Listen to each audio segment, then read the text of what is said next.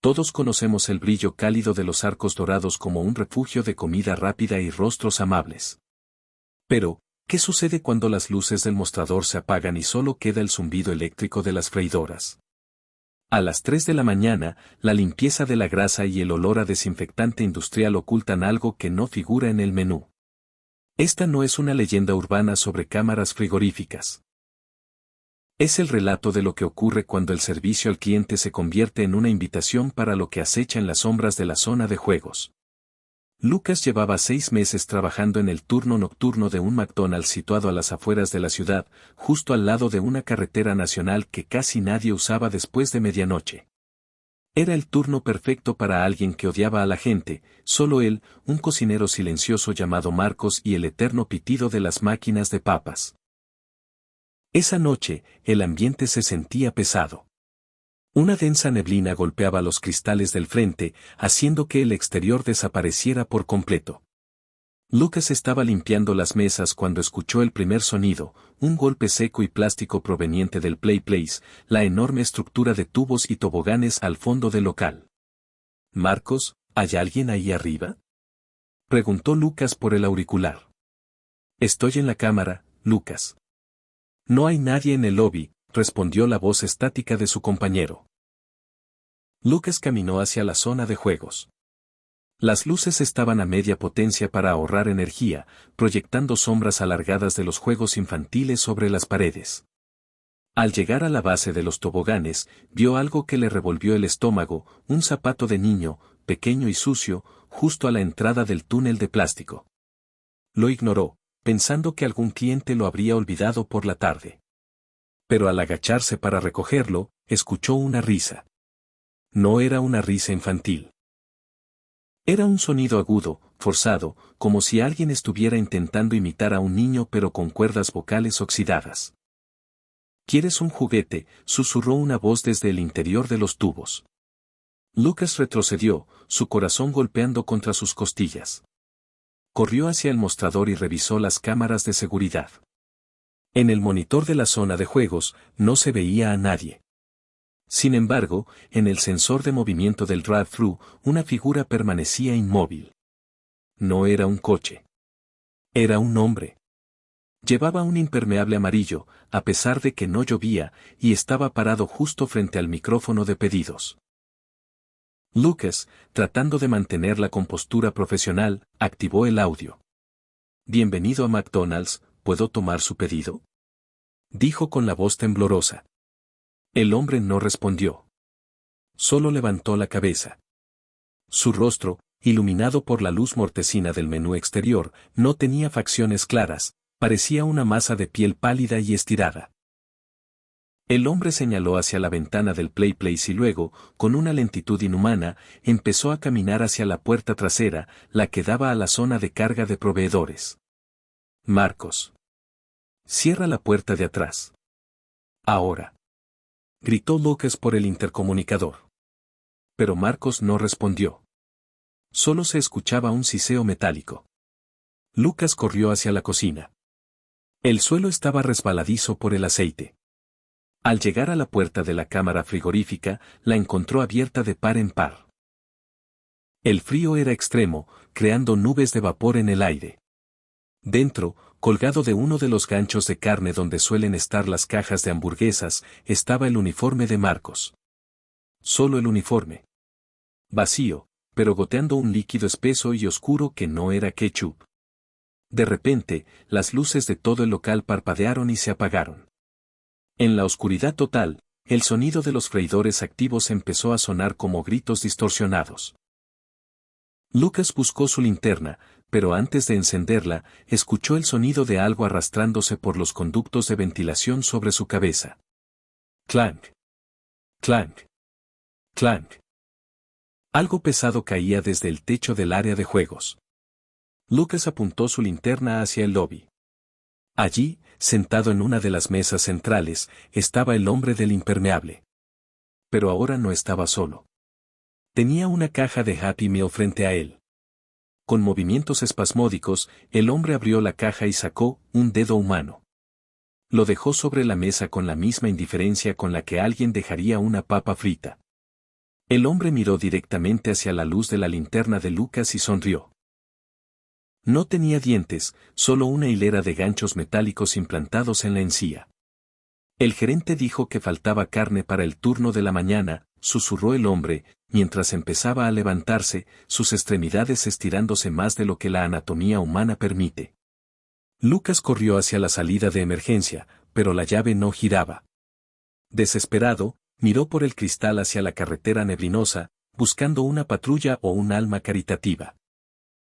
En el reflejo del vidrio, vio que la figura ya estaba justo detrás de él, con la mano apoyada en su hombro. Una mano fría, con olor a carne rancia y amoníaco. Lucas cerró los ojos y gritó. A la mañana siguiente, el gerente abrió el local y encontró todo en orden. Las máquinas pitaban, el suelo brillaba y el olor a comida recién hecha llenaba el aire. No había rastro de Lucas ni de Marcos. Sin embargo, cuando el primer cliente del día pidió un Happy Meal para su hijo, el niño soltó un grito de puro terror al abrir la caja. Dentro no había un juguete de plástico. Había una placa metálica de empleado, grabada con el nombre de Lucas, todavía tibia, y pegada a un trozo de piel que aún conservaba el pulso.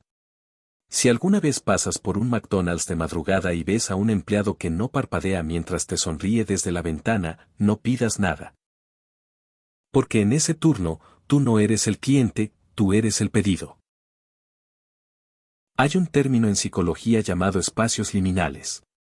Son lugares que se sienten inquietantes porque están fuera de su contexto habitual, un pasillo de hospital vacío, un centro comercial a oscuras o, en este caso, un área de juegos infantil de madrugada. Todos hemos visto esos tubos de colores en McDonald's y hemos sentido una mezcla de nostalgia y una ligera repulsión por su olor a plástico y encierro. Pero, ¿alguna vez te has detenido a pensar que queda atrapado en esos túneles cuando la última luz se apaga? Esta historia sugiere que lo que se pierde en el área de juegos, a veces, decide no salir nunca. Para Sergio, el turno de mantenimiento preventivo era el más aburrido, pero el mejor pagado. Su trabajo consistía en ir a locales que cerraban por reformas o limpieza profunda.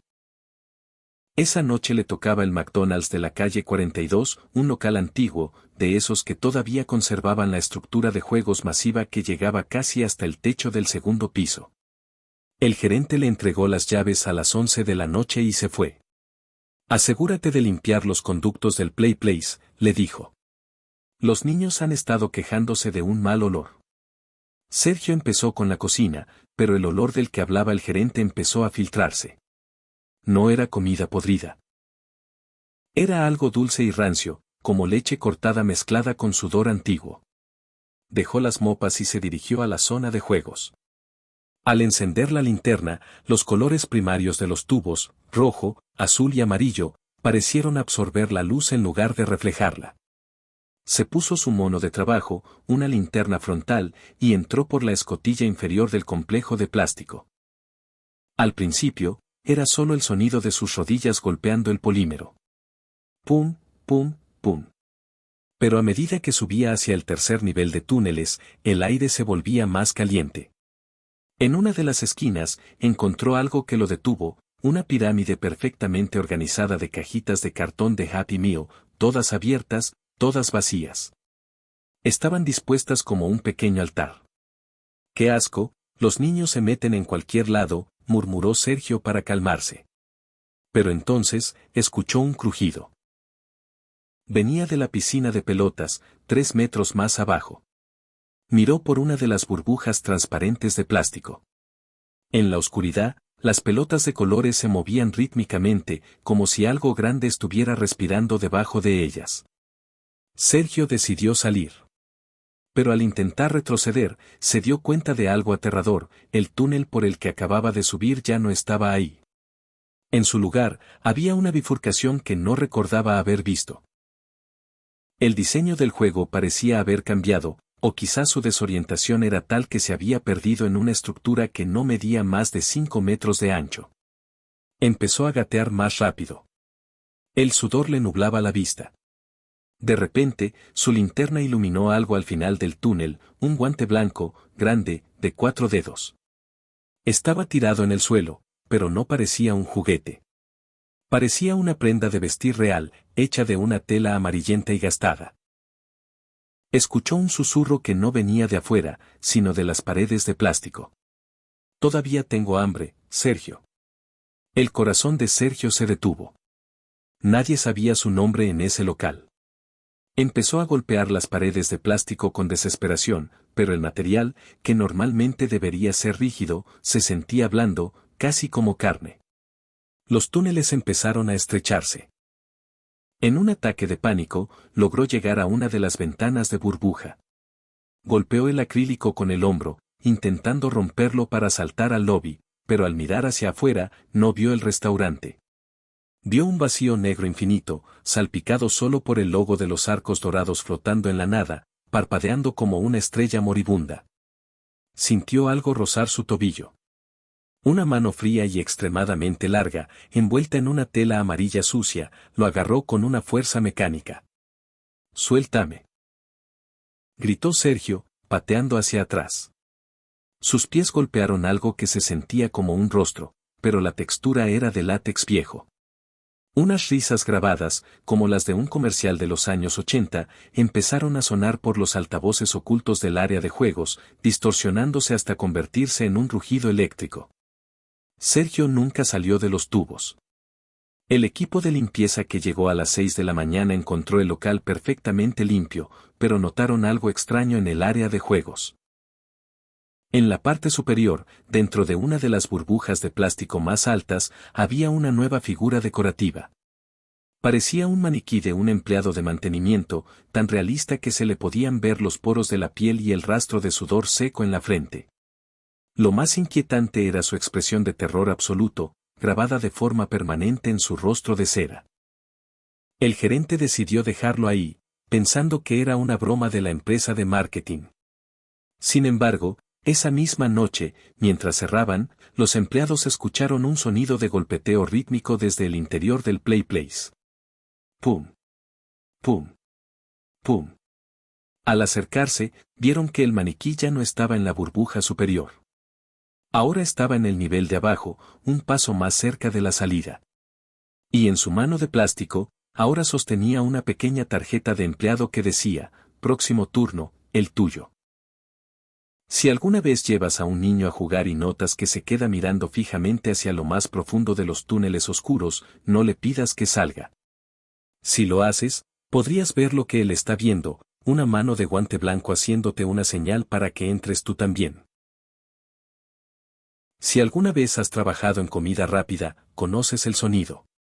Ese bip agudo y constante que te avisa que ha llegado un nuevo pedido a la pantalla de la cocina, el KDS, Kitchen Display System. Es el metrónomo de tu vida laboral, marcando el ritmo entre hamburguesa y hamburguesa. Pero hay una regla no escrita en el turno de noche: cuando el restaurante está vacío, el silencio es tu amigo. Porque si el sistema empieza a recibir órdenes cuando no hay nadie al otro lado del micrófono, no es un error informático. Es una señal de que algo, en algún lugar entre los circuitos y la realidad, tiene hambre de algo más que una Big Mac. Elena era la gerente del turno de noche en un McDonald's situado en una zona industrial. Era un trabajo solitario, rodeada de fábricas que cerraban a las 6 de la tarde. A las 3:15 de la mañana. Su única compañía era el zumbido hipnótico de las cámaras frigoríficas y Ramón, un chico nuevo que apenas hablaba y se dedicaba a fregar el suelo del vestíbulo con una lentitud exasperante. La noche era tranquila, casi muerta, hasta que el sistema de pedidos del drive-thru cobró vida. Din. Elena levantó la vista de su inventario. El sensor magnético de la pista había detectado un coche. Se ajustó el auricular, preparó su voz de servicio al cliente y miró el monitor de la cámara exterior. La pista estaba vacía. No había coche, ni moto, ni siquiera un perro callejero que hubiera activado el sensor. Debe ser un fallo del bucle magnético, pasa a veces con la lluvia, murmuró Elena, quitándose el auricular. Pero entonces, la pantalla KDS en la cocina emitió su pitido de confirmación. Un pedido acababa de entrar. No lo había tomado nadie por el micrófono, había aparecido directamente en el sistema, como si se hubiera tecleado desde una caja registradora fantasma. Elena se acercó a la pantalla. El pedido era absurdo y escalofriante en su especificidad. Orden número 666, autogenerada. 10 cajas de Magnum Heads, vacías. Un vaso de agua grande, solo hielo. Un juguete Happy Meal, roto. Nota, no abrir la ventanilla 3. Elena sintió un escalofrío. La ventanilla 3 era una antigua ventanilla de pago que se había sellado hacía años durante una remodelación. Ahora estaba cubierta por dentro con estanterías metálicas llenas de productos de limpieza y, por fuera, estaba tapiada con un panel de madera pintado del mismo color que el edificio. Ramón, ¿estás jugando con la caja registradora del frente? Gritó Elena, con la voz temblorosa. Ramón asomó la cabeza desde el vestíbulo, con la fregona en la mano y cara de confusión. Negó con la cabeza y volvió a su trabajo. Elena intentó borrar la orden de la pantalla, pero el sistema no respondía. De repente, la impresora térmica de recibos, situada junto a la ventanilla de entrega actual, empezó a escupir papel frenéticamente. RRRRRRRRRRZT, RRRRRRRRRRZT. No imprimía recibos. Imprimía una sola línea de texto, repetida cientos de veces, en una tinta negra y densa que olía a quemado. Él está en la ventanilla 3. Él está en la ventanilla 3. Él está en la ventanilla 3. El corazón de Elena martilleaba contra sus costillas. Sabía que debía llamar a la policía, pero algo irracional la empujó hacia el almacén trasero, hacia la zona donde estaba la antigua ventanilla sellada. El área estaba en penumbra, solo iluminada por la luz roja de la señal de salida de emergencia. Las estanterías estaban llenas de botellas de desengrasante industrial. Detrás de ellas, se podía ver el contorno del antiguo marco de la ventana. Elena escuchó algo al otro lado de la pared. No era un golpe. Era un sonido húmedo, como de alguien lamiendo el cristal. Slurp, slurp, seguido de un rascado lento y deliberado de uñas largas sobre la madera exterior. Con un valor que no sabía que tenía, Elena movió una de las estanterías, haciendo caer varias botellas que rodaron por el suelo. Se pegó a la pared sellada. El sonido de rascado se detuvo al instante. Una voz, amortiguada por la pared pero imposiblemente clara en su mente, susurró desde el otro lado. No sonaba humana, sonaba como si varias voces estuvieran hablando a la vez a través de una garganta llena de lodo. Tu turno, no termina, hasta que yo coma. En ese momento, todas las luces del restaurante se apagaron. Solo quedaron encendidas las pantallas KDS de la cocina, brillando con una luz azul enfermiza en la oscuridad total. Elena corrió hacia la cocina, tropezando en la oscuridad. Cuando llegó, vio que Ramón estaba parado frente a las pantallas. Estaba inmóvil, con la espalda encorvada de forma antinatural. ¿Ramón? Tenemos que salir de aquí, gritó ella. Ramón se giró lentamente. Sus ojos estaban en blanco, vueltos hacia arriba dentro de sus cuencas. Su boca estaba abierta en una O perfecta y silenciosa. Levantó una mano temblorosa y señaló hacia la pantalla KDS principal. La orden número 666 había cambiado. Ahora solo había un ítem en la lista. Orden número 667. Un Elena, poco hecha. El sonido de la impresora térmica comenzó de nuevo, pero esta vez más fuerte, más rápido, como una sierra eléctrica cortando hueso. Y desde la dirección de la ventanilla 3, el sonido de la madera crujiendo y rompiéndose llenó el restaurante. Algo estaba entrando. Elena logró salir por la puerta trasera de proveedores, dejando a Ramón atrás en la oscuridad. Corrió hasta su coche y condujo sin mirar atrás, con las luces del restaurante parpadeando en su retrovisor como una señal de socorro. Renunció por teléfono a la mañana siguiente. La policía investigó el local tras encontrarlo destrozado. Dijeron que parecía un acto de vandalismo extremo, la antigua ventanilla 3 había sido arrancada desde fuera con una fuerza brutal y encontraron a Ramón en estado catatónico, escondido dentro de una de las cámaras frigoríficas, murmurando sobre el cliente de hielo. Elena intentó seguir con su vida. Consiguió un trabajo de día en una oficina, lejos de freidoras y auriculares. Pero el terror no se quedó en ese edificio. 3 meses después, Elena estaba en su apartamento. Eran las 3 de la mañana y no podía dormir. Su teléfono móvil, que estaba en la mesita de noche, se iluminó de repente. No era una llamada, ni un mensaje de texto. Era una notificación de su aplicación personal de comida a domicilio. Tu pedido ha sido confirmado. El repartidor está cerca. Elena se heló. Ella no había pedido nada. Abrió la aplicación con dedos temblorosos para ver el detalle de la orden. La dirección de entrega era su apartamento. El restaurante de origen era ese McDonald's del polígono industrial. Y el pedido era simple. Un juguete Happy Meal, roto. Nota para el repartidor, la puerta está cerrada. Entra por la ventana del dormitorio. Elena escuchó un clic suave proveniente de su ventana. El sonido de un pestillo deslizándose lentamente desde fuera. Y luego, el olor inconfundible a aceite rancio y carne quemada comenzó a filtrarse por debajo de la puerta de su habitación. Ahora sabes la verdad. Cuando trabajas en el turno de noche, nunca estás realmente solo. Y cuando te vas, a veces, el turno te sigue a casa. Hay una regla no escrita en los establecimientos de 24 horas, no todos los que entran buscan comida. Algunos buscan refugio, otros buscan calor, y otros simplemente buscan un lugar donde desaparecer a plena vista. En el turno de madrugada, el restaurante deja de ser una franquicia para convertirse en un escenario de sombras donde los límites entre lo que es humano y lo que no lo es se vuelven peligrosamente borrosos.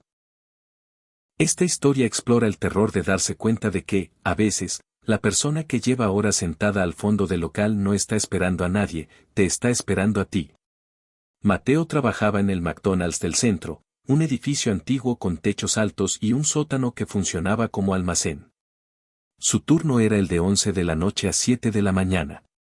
Después de 3 meses, ya conocía a los habituales, el taxista que pedía café negro, los jóvenes que salían de la discoteca y el hombre de la mesa 14. El hombre de la mesa 14 siempre llegaba a las 2:15 de la mañana, vestía un traje gris impecable, pero pasado de moda, y se sentaba en el rincón más alejado, donde la cámara de seguridad tenía un punto ciego debido a una columna. Nunca pedía nada. Simplemente se sentaba allí, con las manos entrelazadas sobre la mesa, mirando fijamente hacia la cocina. Clara, ¿por qué nunca le pides que se retire? Le preguntó Mateo una noche a su compañera veterana. Clara, que estaba llenando las máquinas de helado, ni siquiera levantó la vista. Su rostro se puso pálido. No lo mires, Mateo. Y sobre todo, nunca, por nada del mundo, mires sus zapatos. Si no le hablas, él no existe. Es una regla de este local desde antes de que tú nacieras. Mateo pensó que era una broma de iniciación, pero el ambiente en el local cambiaba cada vez que ese hombre entraba. El aire se volvía frío, un frío que calaba los huesos y que ni siquiera las freidoras hirviendo lograban mitigar.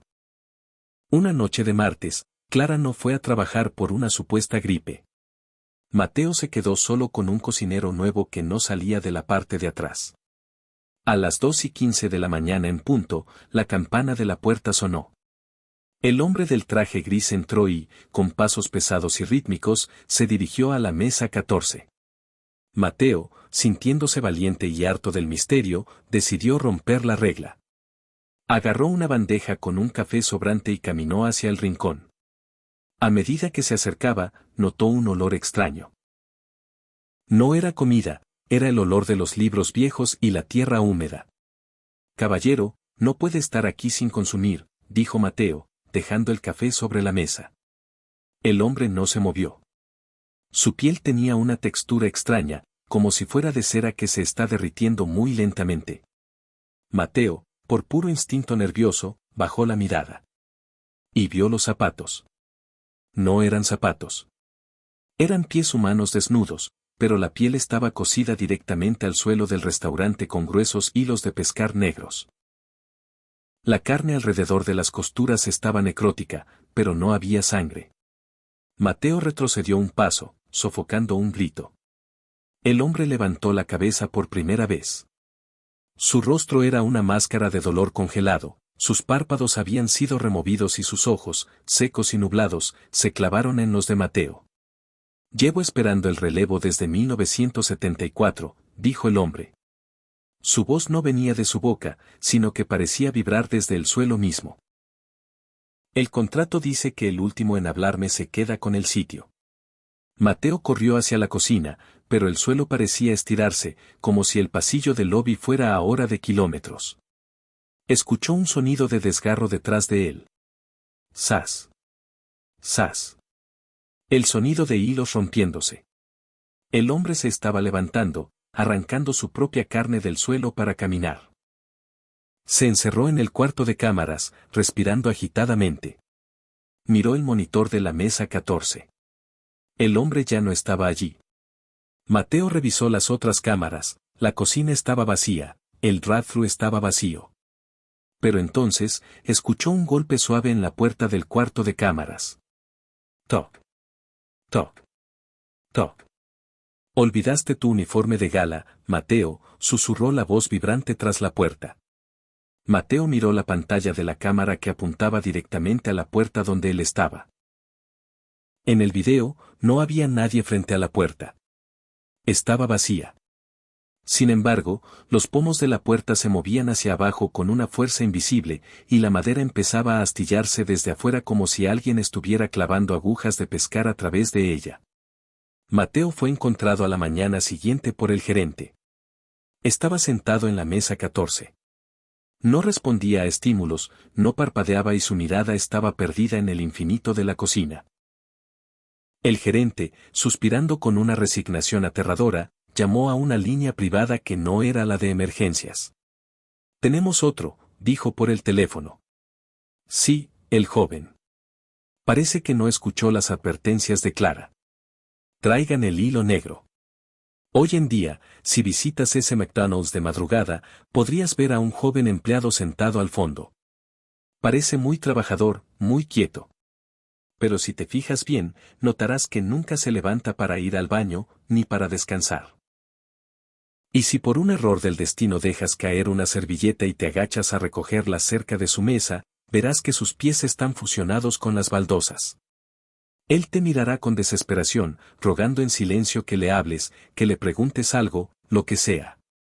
Porque en el momento en que tus palabras salgan de tu boca, los hilos se soltarán de él, para buscar un nuevo hogar en tu piel. No hables con los extraños en la madrugada. Algunos solo están buscando a alguien que tome su lugar en la eternidad.